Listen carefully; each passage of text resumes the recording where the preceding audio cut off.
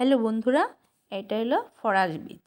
আমরা নর্থ ত্রিপুরা সাইডে খুব পাওয়া যায়, যেমন ধর্মনগর কুমারঘাট সাইডে এটা খুব হয়, এই সিজনেই হয়। এটা ছুইল্লা সেরা খাইতে লাগে, হালকা আছে, এটা সিদ্ধ হয়ে যায়, মাছ দিয়ে খুব স্বাদ। খুব সামান্য আছে, এটা সিদ্ধ হয়। একটা সিটি দিয়া জাস্ট সাথে সাথে কুকারটা খুললা লইতে লাগে। এমনিতে কড়াইতেও সিদ্ধ করা যায়, একটা সিটি দিলে সাথে সাথে খুইল্লা নিতে লাগে, নাইলে একদম ভাঙ্গা যায় আর কি। একটু আস্তে আস্তে থাকলে বাকিটা রান্নার সাথে সাথে বাকিটা গলে খুব ইজি প্রসেসে রান্না করা যায়। তো আমি অল্প করে করছি, তো এক টুকরা মাছের মাথা দিয়ে করলাম। তো মশলা যেটা দেওয়া হয় ওইটাই, আর আমি সাথে একটা টমেটো দিছি পেস্ট কইরা। তো ফোড়নে আমি 5 ফোড়ন দিয়া দিছি।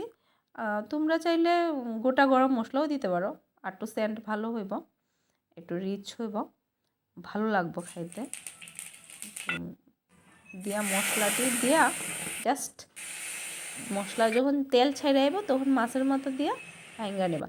মাছের মাথার বদলে ডালটা আগে কইরা ফোড়নের পরে ডালটা দিয়া তারপরে ঝোল দিয়া তারপর মাছ দিয়েও করা যায়। আর মাছের মাথা দিলে মাছের মাথাটা আগে মশলার সাথে মিশিয়ে নিলেই হয়। তো ডালটা দিয়া দিলাম, দেওয়ার পরে একটা যখন ডালে একটা বলকা আইব, ডালটা ফুটটা আইব, তখন তুমি পরিমাণ মতো নুন দিলা, আর এরপরে গরম মশলা ধনেপাতা দিয়া নামায় নো।